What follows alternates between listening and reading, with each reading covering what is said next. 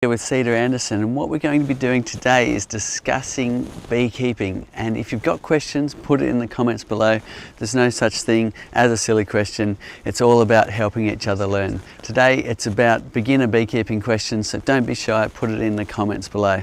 Today we're going to be running through how to harvest your flow hive. It's a common question we get. We've got a lot of new beekeepers, which is absolutely fantastic. So what we're going to do is running through some of the things you should consider before you harvest your hive, and then we'll show you exactly how to do it. So if you look in the window here, you can see that there's a lot of bees in this hive. Now that's a good sign that it's happy and healthy, also a sign that it's probably time to do some spring management. So this spring we'll be splitting this hive into two, and we've got lots of videos showing you just how to do that. If you've got questions, put them in the comments below. Okay, so the back of the hive here is where you get a cross-section view of the frames. Now that's something my father and I invented, and that's the flow frame, and it gives you this beautiful view to see when the honey is ready and capped. So when choosing a frame that is full, you can see here that this one's a bit empty. The bees have eaten some of the honey out of that, and this one here looks like they've filled all the cells and they've capped them. So straight away I'm looking at that going, this is probably the best one to harvest at the moment. If you're unsure, you can just harvest a little bit and leave the rest for the bee.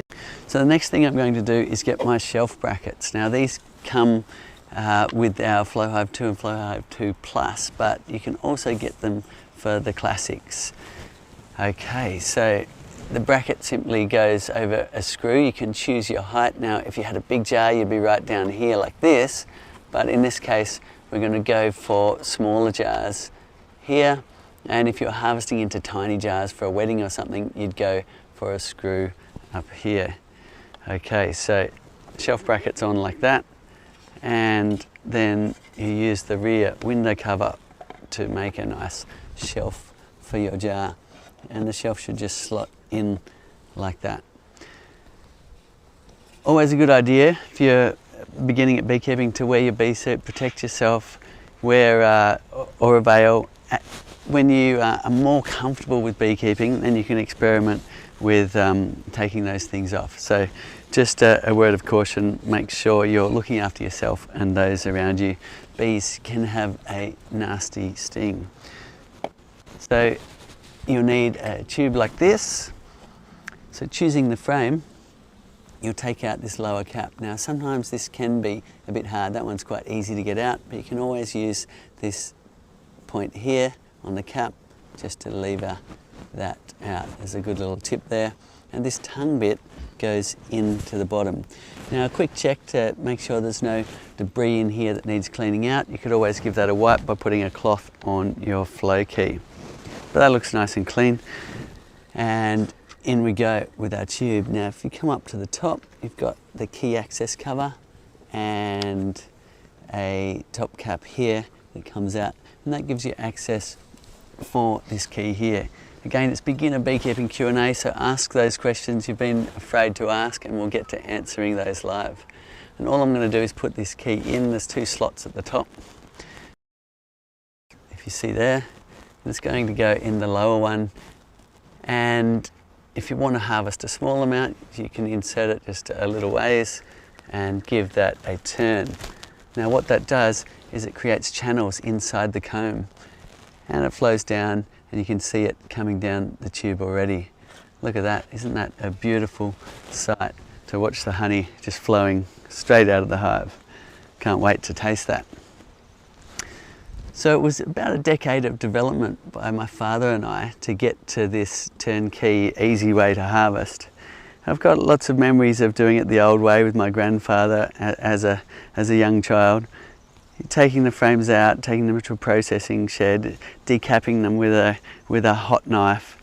You're making sure you've brushed off the bees and left them behind. You're in your bee suit, and it's good fun, but it's a lot of work. So after a while, you really enjoy this new way of harvesting. But try it the old way as well, just so you can get a sense of, I guess, the ease and beauty of just being able to watch the honey pour directly out into your jar.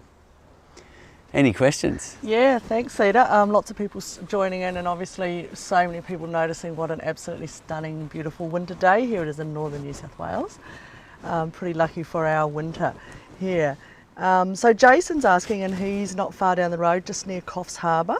Harvested honey a couple of days ago, but just noticed that when he went back 2 days later, a lot of his bees looked like they had gone. He's wondering, is it a bit early for a swarm? I'm just wondering what your thoughts are or what he should do now. Oh, there has been a few early swarms, I've heard. So here we are in the last month of winter in the southern hemisphere, and in the warmer, more temperate areas where we are hearing of a few swarms already. So it could be the case. If you find that your hive has swarmed, then a good idea to keep an eye on them, make sure they are indeed building up and your queen is laying, so your hive can get back on its feet.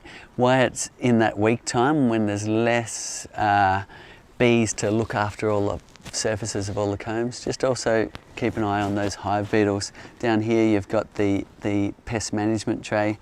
If you've got the flow hive too, where you can put some oil and catch those hive beetles. Good idea to stay on top of them if your hive is a little bit weak.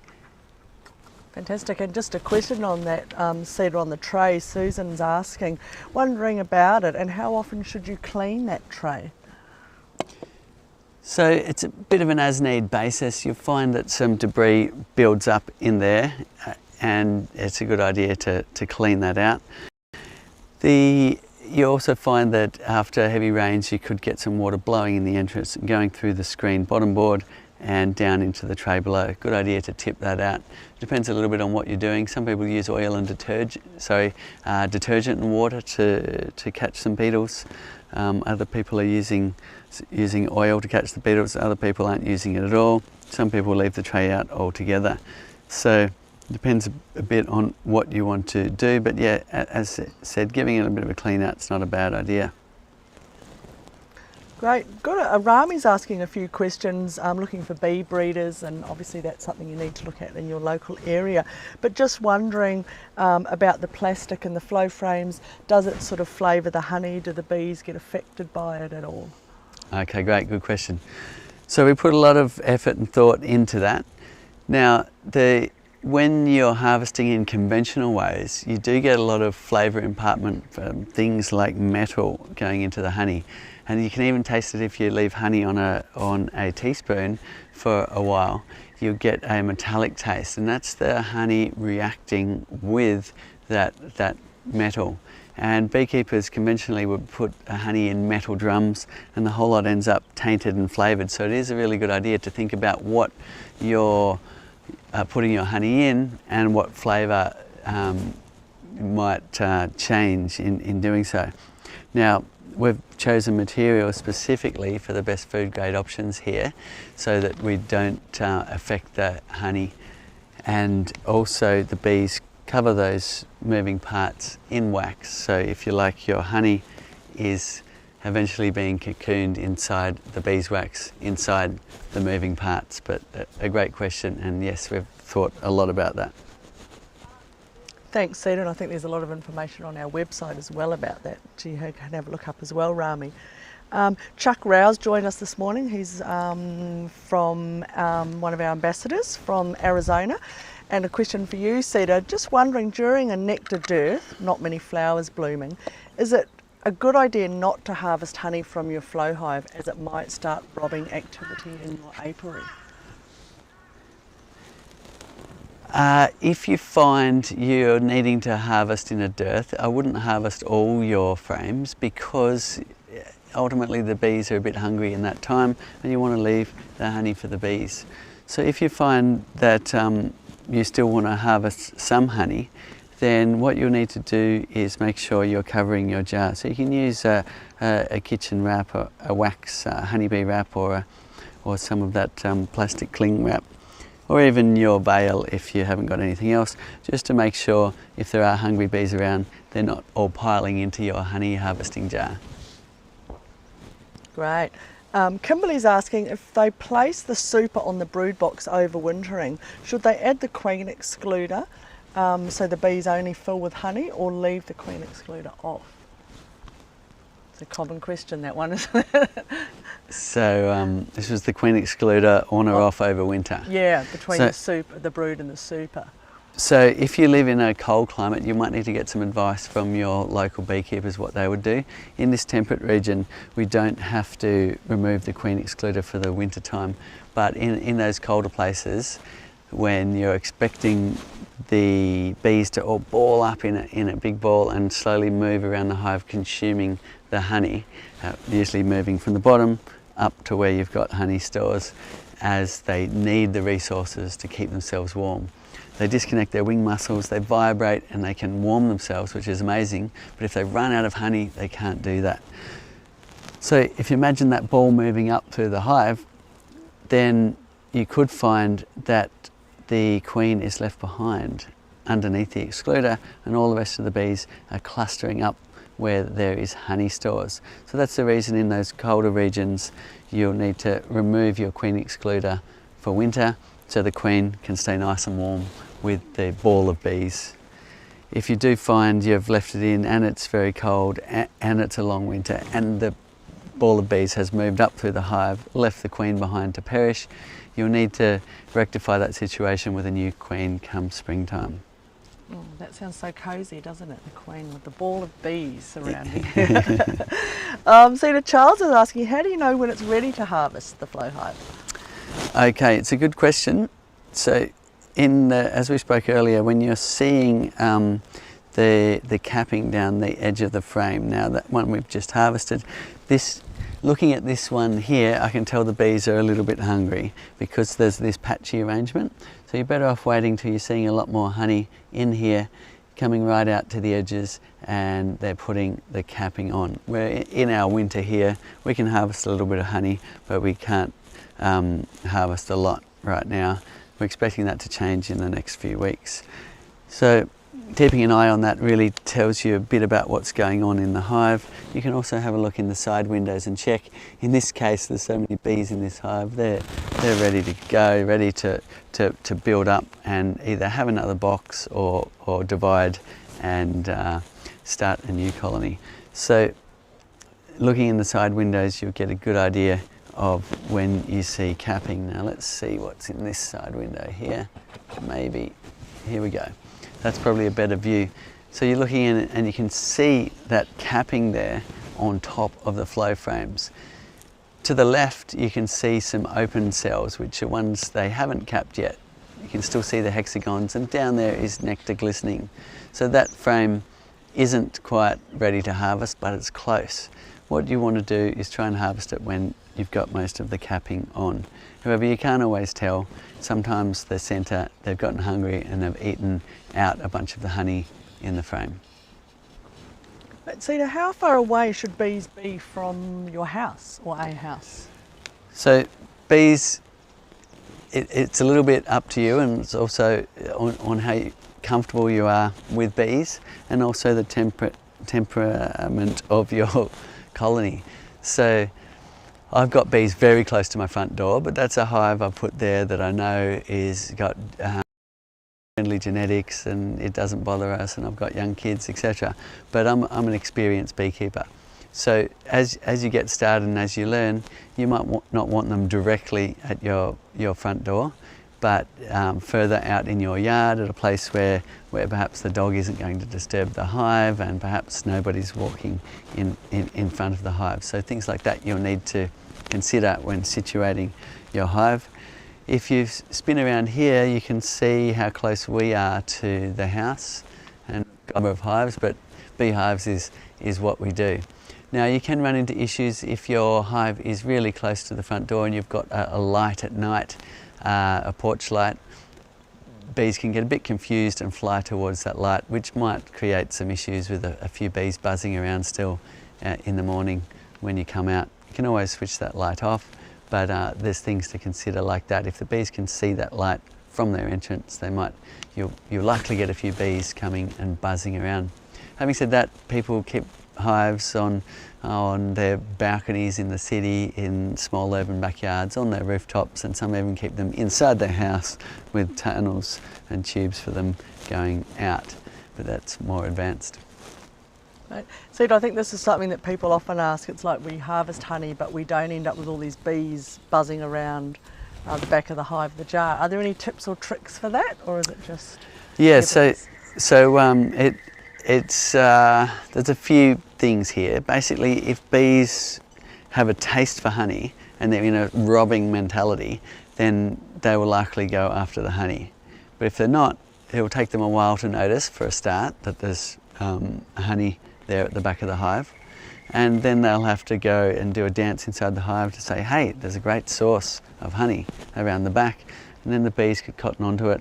If you start to see bees arriving at the honey at the back of your hive, then simply cover it up with some plastic kitchen wrap or honeybee wax wrap, or even your veil if you need to.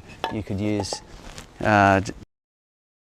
to cover up the jar and make sure you're not getting bees diving into the honey. If you get one or two bees jumping in, you can just fish them out and put them back on the landing board, and it's not usually a problem, but it's more if they really start buzzing around.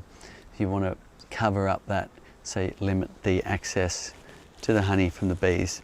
Now, it's really, as said, only when the bees are in that robbing mentality, they don't have much honey around, exposed to some kind of source outside that's either sugar or honey, and they're looking for that instead of flowers, and that's when you can run into an issue there. Great. Cedar, Alex is asking, does it matter which side of the window is on the Flow Hive Classic? Okay, look, the Flow Hive Classic, which we don't have an example set up just here, just has the window on the left side. So that'll be the correct way to set it up. So left side when you're at the harvesting side of the hive. Fantastic. How much honey do you get from a single flow frame, and is it comparable to a frame of honey out of a conventional hive? Look, it is when the frame is full. When the frame is full, you will get about 3 kilograms of honey from a frame. Now that's more than a conventional frame, but bearing in mind we've got less of those per hive here. We've got 6 instead of 8 frames that make up this box here, and that's just how the mathematics worked out. Flow frames are a little bit wider because bees like to make themselves wider when they're using them for honey instead of brood, and we don't want the hive to think these are for use as brood cells. Great. This is I'm a little bit confused. You might get this one, Cedar. Noel's asking, his question is, can I put outside frames with honey and nectar and some brood into a new nuke for my next hives? Or if not, how do I dispose of these frames? Outside frames of honey. So we're talking about the brood box here. In the brood box, typically you get some honey on the edges, and that's what they're calling outside frame of honey. Then you come in and you'll start to get pollen stores and brood, and the main brood nest will be in the middle. It's not always like that situation where you've got brood all the way out to the edges, and sometimes the hive's more lopsided and the brood nest is over to one side. But generally, honey frames on the outside. Now, if you're wanting to cycle those frames out, if you're using naturally drawn combs, then you can simply just cut the comb out and put the frame straight back in. You take that comb away, don't leave it out for the bees. And you can then enjoy eating that at your next party. It creates great conversation, if we're allowed to do that one day in the distant future. And in that way, you could then put the ones that you've just taken the comb out of back in towards the centre, and the cycle continues. If you've got wax and wire, you could do the same thing by cutting between the wires, but you'll need to take that away and put your foundation back in. If you've got plastic, then it's a bit harder. You'll need to take them away and scrape the honey off that plastic, honey and wax off that plastic foundation. But the idea is, if you can, just enjoy eating that comb and give the bees some nice fresh comb in nice fresh frames to draw their wax and lay in the springtime, and that just limits the swarming behaviour of your hive. Right. Cedar, Margie's asking, I think you did touch on this at the start actually, just about deterring hive beetles, I guess for the flow hive too, but also in the classic hive. Okay, so the flow hive 2, as I was saying, has a tray at the bottom you can slide out, and in there you can put oil, or you could try detergent and water as well, and that'll catch a whole lot of beetles as the bees chase them down through the screen bottom board. Now the classic has screen at the bottom as well, but doesn't have the tray. So there's a few ways you can catch beetles with the classic, and one, I've got a video somewhere showing you can use a fluffy surface, and the beetles will go down and catch their legs in it because they've got these little spurs on their legs, and they'll get entangled in the fluffy stuff, which you can get. It's like a tablecloth for those in those cheaper restaurants use, and it's got vinyl on one side and a fluffy surface underneath, and you can get that material at your local fabric store and use that. However, if you are using that, make sure it goes in the bottom slot and tape it down entirely to your core flute slider, because you don't want the bees dragging that up through the screen, because they'll tend to get hold of it and try and pull it upwards. Another thing you could do is shift your own oil tray just by using perhaps a shallow Tupperware container, or even the lid of a Tupperware container. Slide it on top of your core flute slider and put some oil in that, and you could catch some beetles that way. So there's a few options there. Yes, the Flow Hive 2 and 2 Plus do have a better pest management system in the bottom. Right, Sonia's asking, do you have to empty the whole frame when you're harvesting? No, you don't. You can just harvest a little bit of a frame by putting the key in a little way and turning it, and that'll harvest just a small part of the frame.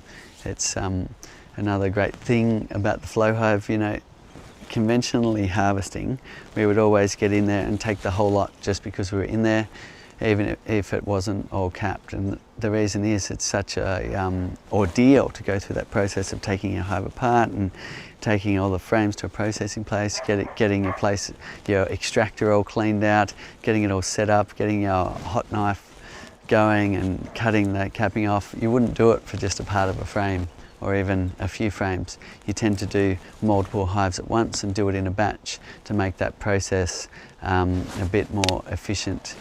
But with a flow hive, you can just put the key in a little way and turn it and tap off just a few jars of honey, or you could go ahead and harvest more frames. It's a little bit easier on the bees if you harvest perhaps 2 or 3 frames at one time rather than a whole lot, because the bees can then get to work recycling the remaining wax and honey and using it in the adjacent frames, and it's just less disturbance. Keeping in mind the bees do use honey as a thermal mass for their hive.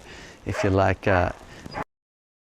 you have a big area of liquid like honey, it's storing heat and it helps balance out your hive. So that's why bees tend to have honey on the extremities of their brood nest. It helps them in regulating the temperature of their brood nest.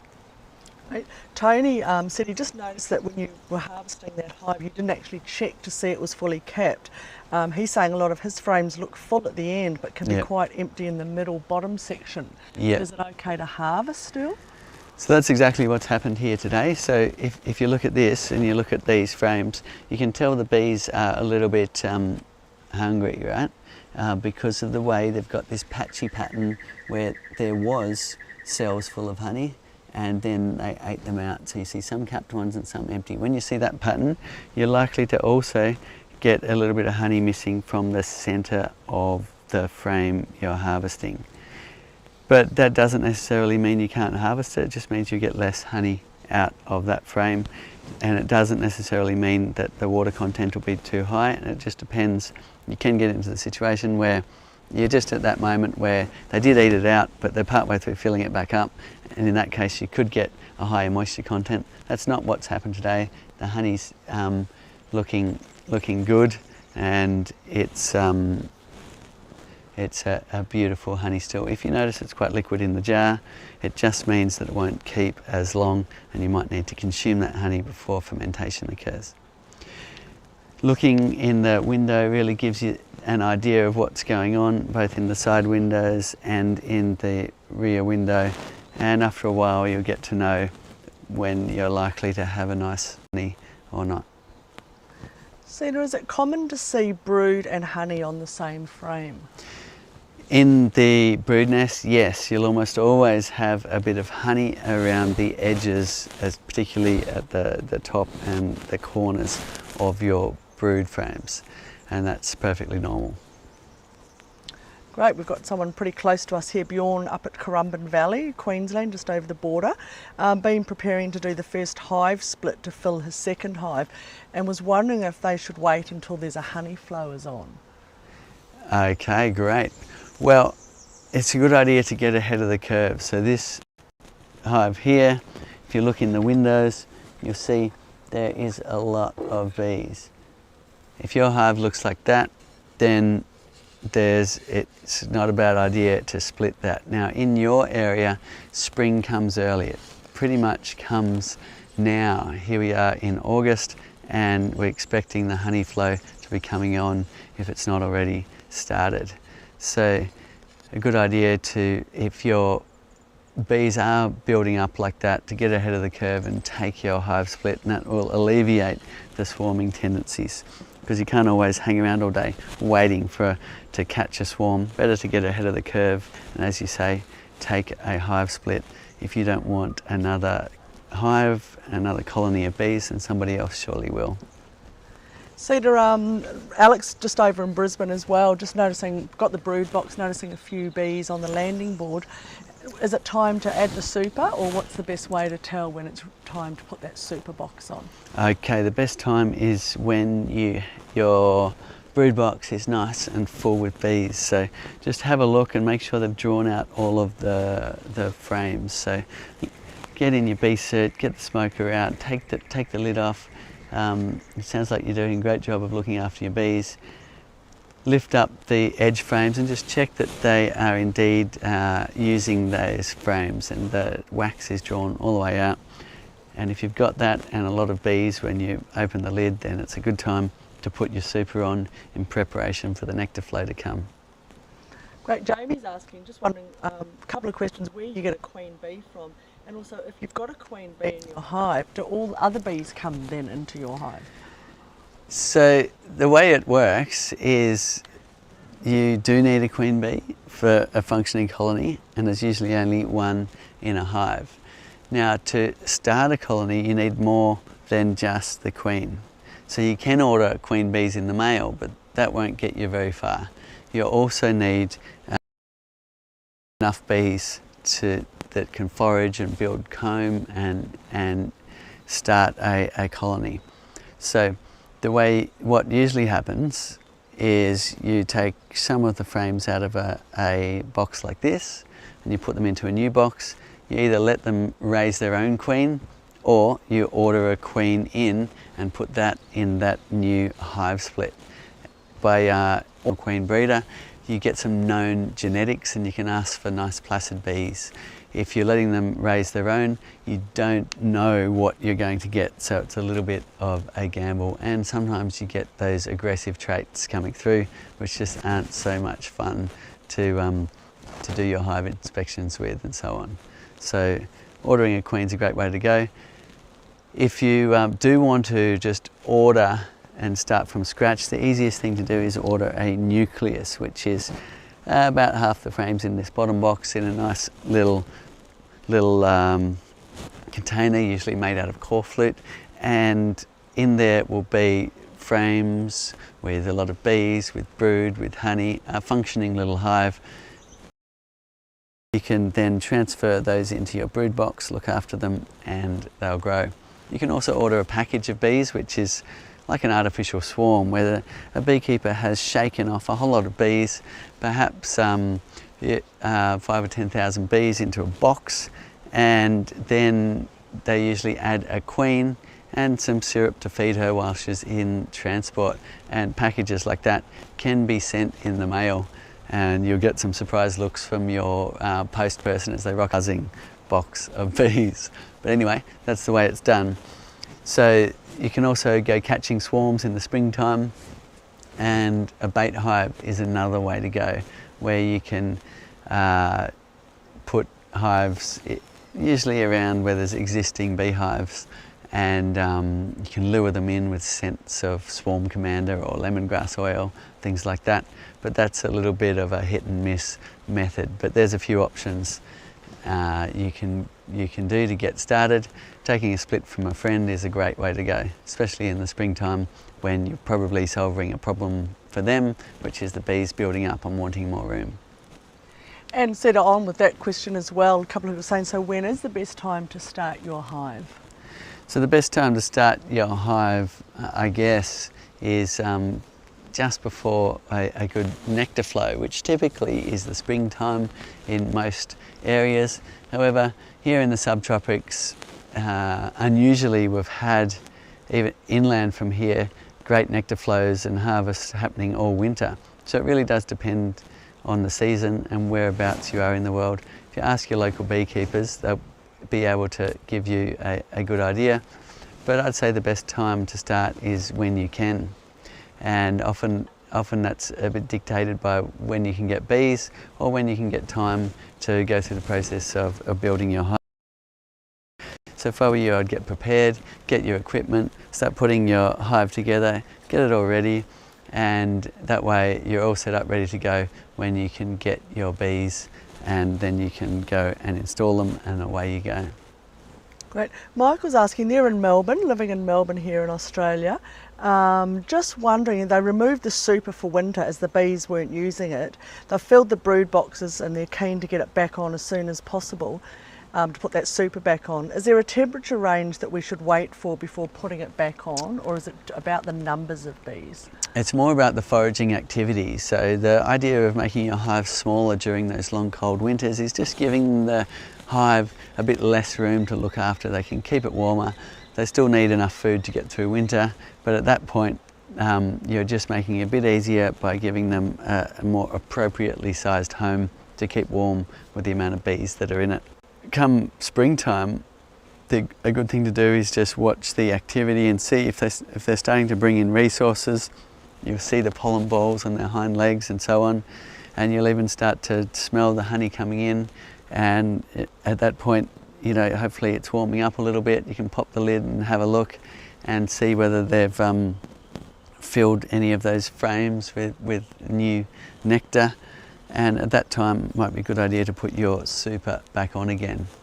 So typically spring is the time, so if not now, it's not too far away in your location. Great, you've got a few, obviously, here in Australia, a few people asking that same question on the feed line, so that was a good one to answer a lot of those questions. So a question's coming in, can I do a split straight into a hive, or do I need to use a nuke box? You can go straight into a hive, and we've got lots of videos showing you exactly how to do that. You can also have a look at thebeekeeper.org if you really want to handhold. There's some great training material there in an online bee course. It's also a fundraiser for habitat regeneration and protection. We also have lots of videos on our YouTube channel and Facebook streams of taking hive splits, and we'll probably do another live one soon where we actually demonstrate how to do a hive split live. But it's an enjoyable process, and as you say, you can go directly into a brood box of this size and look after them, and they'll go. If you're doing an even split, you'll be taking half of the frames out of this brood box and putting it into the new one, replacing the empty space with fresh frames for them to build on. And that works quite nicely. You could also take just a couple of frames out of here, maybe 3 frames into your new box, and that'll be a slower start for that hive, but less impact on the mother hive. So there's a few options and things to consider there, but I always go into a full-size brood box and don't worry about the nuke. So you can go ahead and do that too. Cedar, how do you get rid of brood frames that have all gone a bit gross and black and not looking so healthy? Okay, good idea to cycle those out. If they've been in for a number of seasons, you'll find that they do get black and dark in the wax, and the idea is cycling them out reduces the pathogen load and perhaps also insecticide load in the wax. Now, to do that, what you do is you get those dark ones that are typically being used for brood a lot, and it's the build-up of the silk cocoons that changes them to a dark colour. Also the bees' footprints as well will darken the wax over time. What you do is you move them to the outside, you wait for any brood to emerge from those frames, and then hopefully you've just got either empty or honey in those edge frames, and then if you're using naturally drawn comb, you can cut that straight out into an oven tray or something like that and take that away and put the frame straight back in towards the centre again, and you get that continual cycle of taking out the old ones in the springtime, which also doubles as alleviating some of the swarm triggers, which is the overcrowding. If they've got fresh frames to build on and lay, and the queen can lay in, that will limit that swarm tendency. So taking out that, cycling out the frames is a good idea for a number of reasons. Now, if you've got wax and wire, you'll need to prepare a frame to switch with the frame on the edge. So just something to think about and prepare for there. If you find, just a little tip, if you find that there's still some brood all the way to the edge because your hive is so pumping, they're putting brood all the way out to the edges and you've got a tiny bit left, then you can shift that and put that right under the lid here. Now, if you do that, then you'll be taking out this cap here, laying the brood frame on the side, fitting the lid as best you can over the top. Make sure it's sealed. Now I'm just getting one bee buzzing me, as we talked about earlier. It's a good idea to have your veil at the ready, just so you don't get a sting on the face. It's not very comfortable. So you can do that. You probably need to prop it up slightly. You don't want it lying flat on the surface, and then you can just wait. If there's capped brood on there, you'll need to wait 11 days. If there's eggs on there, you'll need to wait 21 days before you can take that frame away. The bees will come up and look after any brood in that frame sitting under the lid. Normally, I don't do that, but there's a little tip if you get stuck with a little bit of brood in a frame. Great. So Teresa's just saying harvested honey on the weekend and the honey was quite runny, and so just a bit worried that maybe the moisture content is too high. Do you know if there's any way that she could dehydrate the honey so that it won't ferment? There is, and conventional beekeepers do that in processing plants. However, it's not something generally done on a home scale. So what you're probably better off doing is just keeping it in the fridge, and that will really prolong the time that it will last. Failing that, you could make mead from it, because that you need to add water to the honey anyway to do that, or consume it, which isn't a problem in our house. Other things that beekeepers will do is they'll get a nice thick honey from another frame, and they'll blend the two together to get an appropriate water content across to I guess, batches of honey. Now, what you're aiming for is down around that 18% mark. So you can get something called a refractometer. You can test it and see, but as said, you can just look at the liquidity of the honey and just see how liquid it is, and that gives you a pretty good idea. When it's warm, it'll be quite liquid like this, but as it cools, that will be a nice thick honey with an acceptable moisture content just from eye, and you'll learn to gauge that. Beautiful. And what about keeping it in the fridge, Cedar? Would that sort of stop it from fermenting as well? Yum. That's the He's having a little paper bark snack. honey. Yeah, fridge is great. It will limit the amount of fermentation. Fermentation occurs when the moisture content's high and there's enough colony forming units. So those two things have to coincide, but temperature also affects the rate of that as well. So keeping it in the fridge certainly will prolong honey that's on the high side of moisture content. Right. Ryan's asking, a lot of his bees are spending lots of the time on the landing pad and on the lower brood box. The super's already on, and he's saying there's hundreds of them. Do you think they're getting ready to swarm, or is this just kind of normal bee activity? Okay, possibly. So you'll often see in hot times a lot of bees at the entrance and even covering the whole front of your hive all the way up. And they're just making sure there's enough ventilation within the hive. If you've got a lot of bee numbers like you see in this hive here, then they actually can't adequately ventilate the hive. So if today started to turn really warm, a whole lot of those bees would have to get out of the hive in order to keep the ventilation cycle going. And that's what you often see at the front. If they're preparing to swarm, you can often get what's called a bee beard hanging down off the landing board for a number of days prior to the swarming. So if you're seeing that off the landing board and hanging down in a bit of a beard shape, then yes, that could be your bees preparing to swarm. So try and get ahead of the curve and take a hive split at that time might alleviate that. Great. Mark's asking, he's put the super on, but the bees seem to be a bit slow getting up and working on those super frames. The brood frames are all drawn out and all looking good. I guess any tips on that for getting the bees happening? Okay. I'm not sure where he is either. So. If you find that they're taking a while, the recipe for getting good action on your flow frames is lots of bees when you open the side window coinciding with an abundance of nectar, and then it happens quite quickly. If either of those two things are out, it can be quite slow, but there is things you can do if you're getting impatient. I practically never do anything. I just put the frames on and wait, and eventually when the time's right, the bees will get in there and use that area for storage.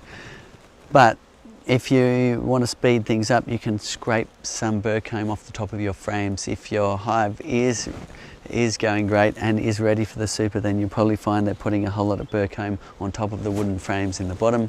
Scrape that with your hive tool, press it into the flow frame surface. You won't damage the flow frames.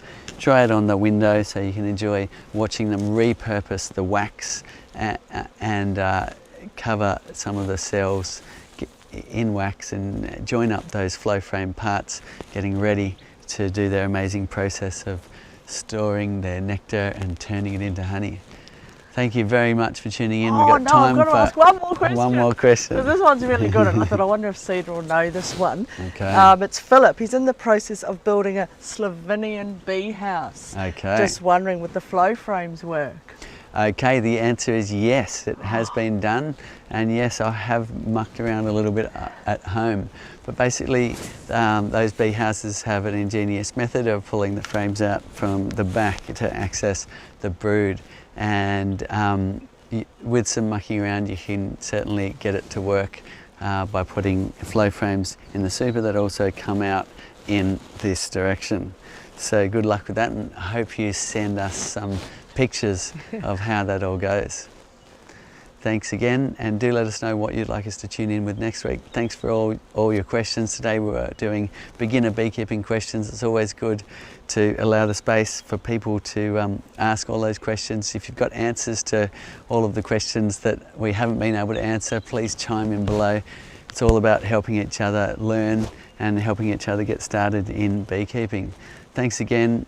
Check out thebeekeeper.org if you'd really like to sink your teeth in to an in-depth training course. It's also a fundraiser for habitat regeneration and protection. A lot of experts from around the world are contributing to that, and it's a wonderful thing. So thank you very much again for tuning in.